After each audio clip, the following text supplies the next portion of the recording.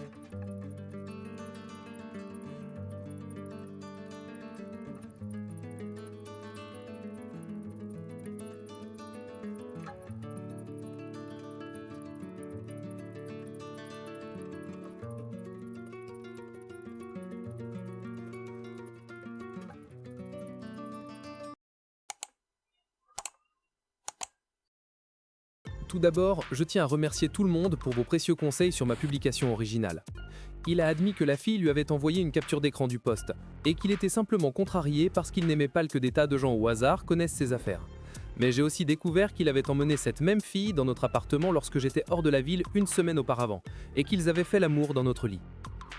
Il ne s'est jamais excusé pour cela, mais a simplement déclaré que si je rentrais chez moi lorsque je l'ai dit, je suis allé chez ma mère parce que nous nous étions disputés et n'avions pas parlé pendant des jours, et j'ai décidé de rester 2 jours de plus, alors cela ne se serait pas produit. Nous sommes définitivement terminés, et bien qu'il m'ait supplié de lui pardonner pendant quelques jours, il s'est finalement assez énervé contre moi parce que je ne couchais pas avec lui, et il m'a laissé tranquille. Il m'est trop coûteux de résilier le bail, mais nous vivons dans un appartement de 2 chambres, donc je peux avoir mon propre espace.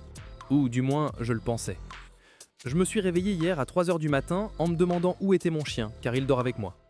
Je me lève et il ne peut pas le trouver, mais la porte de mon ex est fermée, alors je l'ouvre car je peux entendre mon chien renifler sous la porte pour sortir. Là, il est assis sur le lit, avec mon téléphone à la main, le parcourant. Après que nous ayons établi que nous n'étions plus ensemble. Je le prends et regarde les informations sur le temps d'écran et il a passé plus de 30 minutes dans mes mots de passe enregistrés. Alors maintenant, je suis vraiment inquiet et très dérangé, et je pourrais simplement demander à ma mère un prêt pour résilier le bail parce qu'il s'est littéralement glissé dans ma chambre alors que je dormais et a pris mon téléphone pour le parcourir. Quoi qu'il en soit, merci à tous pour les commentaires, les préoccupations et les conseils. Bien que j'ai l'impression d'avoir perdu beaucoup d'années avec lui, c'était une expérience d'apprentissage, et je ferai certainement mieux à l'avenir. Je me suis également fait tester pour les maladies sexuellement transmissibles, j'attends juste d'entendre les résultats. D'accord, pour donner un peu de contexte, mon mari et moi sommes ensemble depuis quite some time, mais nous ne sommes mariés que depuis environ 3 ans. Traditionnellement, nous avons toujours célébré Noël séparément à cause de mes parents qui sont plutôt introvertis et de sa famille qui a sa propre routine établie car leur famille immédiate est également quite small.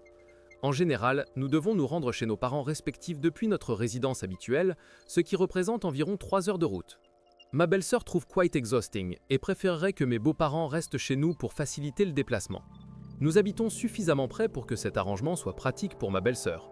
Elle pensait que c'était acceptable de proposer cette idée parce que je passe usually Noël chez mes parents, cependant, l'idée de les avoir chez nous me met mal à l'aise. Cela est dû au fait que ma belle-mère ne m'aime pas particulièrement et est devenue de plus en plus hostile depuis notre mariage. Elle a également des problèmes avec l'alcool, ce qui a causé beaucoup de tensions lors des récents rassemblements familiaux. Lorsque nous avons acheté notre maison, elle s'impliquait également de manière excessive dans ce que nous faisions avec la maison, et nous avons dû fixer certaines limites. Je pense que c'est la raison pour laquelle ma belle-sœur suggère qu'il devrait rester chez nous plutôt que chez elle. Lorsque nous avons exprimé nos hésitations et proposé l'idée de tour à tour d'accueil, ils ont semblé perplexes et ont dit qu'ils ne pouvaient pas comprendre pourquoi nous ne voudrions pas les accueillir nous-mêmes. Quel serait un compromis équilibré dans cette situation? En général, je m'entends bien avec ma belle-sœur et je n'ai pas mentionné explicitement ne pas m'entendre avec ma belle-mère parce que je veux essayer de maintenir une relation aussi positive que possible. D'accord, c'est un peu compliqué, mais je vais essayer de le simplifier. Je suis une femme de 18 ans et j'ai une situation d'amis avec avantage intermittente avec l'un de mes amis proches, un homme de 18 ans, pendant environ 5 mois, bien que nous soyons amis depuis presque 2 ans maintenant. Nous sommes plus des amis avec des avantages occasionnels, mais vous comprenez l'idée. Cela a commencé par des baisers et des choses décontractées, mais récemment, ça s'est intensifié et nous avons eu des relations sexuelles à quelques reprises. Chaque fois que nous nous retrouvons, c'est lui qui prend l'initiative. Il n'est pas mon premier dans le sens où je suis sa première, mais je suis certainement sa première dans le sens où il est mon premier. Avant que nous ayons des relations sexuelles, il était un peu distant et peu fiable, mais maintenant, il me demande de sortir plus souvent et semble globalement beaucoup plus gentil. Il avait l'habitude d'être épouvantable pour communiquer, mais il semble faire des efforts pour s'améliorer. Il a clairement dit qu'il ne veut pas de relation, et je ressens la même chose. Je veux éviter les problèmes autant que possible. Je m'amuse beaucoup avec lui, mais à moins que nous puissions garder les choses strictement platoniques, je devrais repenser certaines choses. C'est ma première fois dans une situation comme celle-ci, alors tous les conseils sont bienvenus. En résumé, mon ami masculin de 18 ans avec avantage était un peu distant, mais après que nous ayons eu des relations sexuelles, ma première fois, il a été beaucoup plus gentil et veut passer plus de temps ensemble. Aucun de nous ne veut de relation amoureuse. Je sors avec mon copain depuis environ 2 ans maintenant, mais nous n'avons jamais vraiment vécu ensemble pendant cette période, bien que ces 6 derniers mois, il puisse rester chez lui entre 1 et 3 jours dans la semaine. J'aime qu'il soit chez moi, et je lui ai demandé d'innombrables fois s'il voulait emménager. Récemment, des choses se sont présentées qui rendent encore meilleure l'idée qu'il emménage, et il envisage sérieusement de le faire, mais veut un loyer fixe et veut que je lui dise ce que ce serait. Je ne sais pas vraiment ce qui serait juste, alors j'ai pensé demander quelques conseils. Je suis contente de payer mes propres factures comme je l'ai fait jusqu'à présent. J'ai toujours gagné plus pendant notre relation, 70 000 $ contre 50 000 $, à quelque chose près. Et j'ai moins de factures au total, l'une des raisons pour lesquelles je lui ai toujours proposé de rester. Les factures de la maison sont principalement des services publics, entre 300 et 500 $ par mois, l'hypothèque de 600 $ par mois, 100 à 200 $ supplémentaires pour des extras aléatoires, et une fois par an une grande rénovation d'environ 5 000 à 7 000 $ pour laquelle j'économise toute l'année. Je n'ajoute la rénovation que parce que c'est pour cela que l'hypothèque est si basse, donc j'aime à penser à cela comme des paiements hypothécaires aussi. Mais cela donnera aussi une bonne idée de ce à quoi ressemblent les dépenses de la maison. Qu'est-ce que tout le monde pense que je devrais facturer? Ne rien faire n'est pas une option, j'ai essayé. En résumé, je ne sais pas ce que je dois facturer à mon copain qui insiste pour payer un loyer. Je voudrais préciser que je me sens vraiment mal à propos de cela. Mon amie est américaine et elle a toujours voulu venir aux Pays-Bas, d'où je viens. Nous sommes amis en ligne depuis environ 3 ans, mais je ne savais pas à quoi elle ressemblait jusqu'à il y a 1 an environ. Gardez à l'esprit que je n'avais jamais vu son corps entier jusqu'à présent, seulement des selfies. Quand elle m'a dit qu'elle voulait me rendre visite, j'étais comme « c'est tellement amusant, pourquoi ne pas rester chez moi ?» Ce que je n'ai pas pris en compte, c'est qu'il faut prendre un escalier pour monter jusqu'à mon appartement, et ces escaliers sont en fait assez étroits. Les personnes de taille normale peuvent passer, mais ce n'est pas exactement large. Lorsque j'ai vu mon amie dans la vraie vie en la rencontrant, elle était plus grande que je ne m'y attendais, honnêtement. Mais je ne vais évidemment pas dire ça, donc on a conduit jusqu'à chez moi en discutant. Mais quand on est arrivé à la porte d'entrée de mon immeuble, j'ai vu son expression s'effondrer et je n'ai même pas fait le rapprochement jusqu'à ce que je l'ouvre. J'étais comme « Oh, elle ne va pas rentrer dans cet escalier !» Je me sentais tellement mal. J'ai proposé si elle voulait qu'on prenne un Airbnb ensemble ou quelque chose comme ça, et je payerais la moitié. Mais elle est partie et ne m'a pas reparlé, même si elle est toujours aux Pays-Bas. Elle a parlé à une autre de nos amies en commun, disant que je l'avais emmenée chez moi uniquement pour me moquer d'elle, ce qui est tellement loin de la vérité. Je suis morte de culpabilité et je ne sais pas comment arranger les choses. Mon mari, qui a 32 ans, et moi, une femme de 34 ans, sommes mariés depuis 6 ans et nous avons un fils. Dans l'ensemble, nous avons le genre de mariage que je suppose avoir beaucoup de gens. Il y a des bons moments et des moments moins bons. Au cours des 4 dernières années environ, nous avons été très occupés tous les deux. Nous avons tous deux des emplois prenants, nous avons rénové notre maison et la plupart de notre temps est consacré à l'éducation de nos enfants. Ce n'est exactement la faute de personne, mais nous n'avons jamais de temps l'un pour l'autre. Nous ne sommes pas allés à un vrai rendez-vous depuis des années et je ne me souviens pas de la dernière fois où nous étions intimes. Je pense que c'est en partie pourquoi j'ai été si dévasté lorsque mon mari est rentré du travail tard un jour récemment et m'a dit qu'il avait embrassé une femme avec qui il travaille. Il m'a dit qu'ils avaient eu tous les deux un moment d'égarement passager et qu'il était vraiment désolé. Il m'a dit que c'était avec cette fille et que j'ai rencontré plusieurs fois et que j'appelais toujours sa femme de travail parce qu'ils se parlent si souvent.